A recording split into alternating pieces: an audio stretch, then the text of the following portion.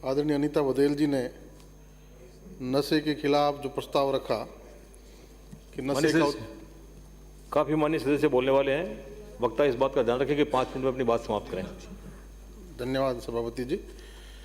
नशे का ना उत्पादन होना चाहिए, ना विज्ञापन होना चाहिए, ना वितरण होना चाहिए, इस पर प्रतिबंध लगना चाहिए।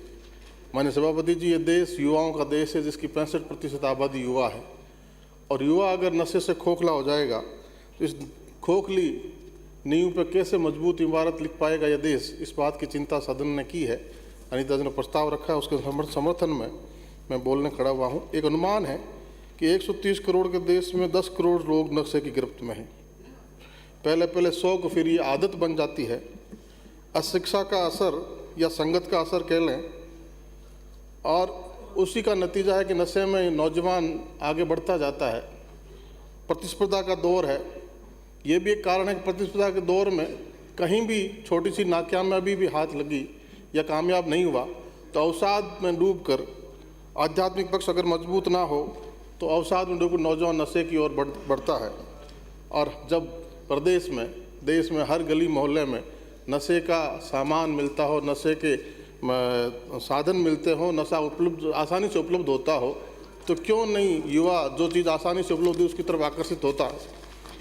और जो एक बहुत बड़ा पक्ष अनीता जी ने जिनका जिक्र किया, फिल्म, टीवी, सीरियल, इसमें भी नशे का जो महिमा मंडन किया जाता है माननीय सभापति जी, उस पर भी सरकारों को संज्ञान लेना चाहिए कि फिल्मों में, टीवी सीरियल में हम देखते हैं कि उत्सव का माहौल हो तो पार्टी करो, नशा करो, दुख में डूबे हो तो नशा करो, कोई भी कार्यक्रम हो तो नशा करो। इस तरह का जो महिमा मंडन होता है तो नौजवानों पर क्या सीख जाती है, नौजवान उससे क्या प्रेरणा लेते हैं, इस बात पे भी हम संज्ञान लेना चाहिए। और कुछ पढ़े लिखे लोगों ने नशे को हाईफाई सोसाइटी का स्टेटस सिंबल भी मान लिया है। ये भी प्रवृत्ति नौजवानों को बहुत नशे की ओर धकेलती है, इस बात पे भी हम संज्ञान लेना चाहिए। नशे की लत में परिवार कर्जदार हो जाता है, परिवार में झगड़े हो जाते हैं, अपराधों में बढ़ोतरी होती है, सामाजिक और नैतिक दोनों तरह का पतन होता है, समाज का अवमूल्यन होता है, और आर्थिक विपन्नता, परिवार बर्बाद, समाज और देश को खतरा, गरीबी, बेरोजगारी, भुखमरी जैसी समस्याएं भी इस नशे का एक कारण है माननीय सभापति जी। और नशे, जैसा अनीता जी ने कहा, नशे के सामान से, नशे के उत्पादन से कितना टैक्स सरकार को मिलता है। एक छोटा सा उदाहरण उन्होंने दिया कि उत्पाद शुल्क तंबाकू पर 1% मिलता है, और उससे 8 गुना, 100 रुपये पे 816 रुपये तो उसके स्वास्थ्य पे खर्चा हो जाता है, जो नशे का लत जिसमें तंबाकू भी लग जाती है। तो जब 5 से 10 गुना खर्चा हो जाता है, और इन नशे के कारण होने वाली बीमारियों से, एक्सीडेंट्स पे खर्चा होता है, फिर सरकार को टैक्स का क्या लालच है। इस पे भी हमें संज्ञान लेना चाहिए। उत्पादन, विज्ञापन, वितरण पर पूर्णतः प्रतिबंध लगाना चाहिए, और नौजवान पीढ़ी को इसी तरह मजबूत और शिक्षित करना चाहिए, चरित्र बनाना चाहिए, उसके आध्यात्मिक पक्ष को मजबूत करना चाहिए कि इस नशे के अलावा कितना भी, कैसा भी अवसाद हो, कैसा भी संकट आया हो, अवसर ऐसा हो, तो उसका संबल, परिवार उसका संबल बने, समाज उसका संबल बने, और नशे की ओर ना जाए, उसका दूसरी सकारात्मक चीज़ों में हम ध्यान लगा सकें।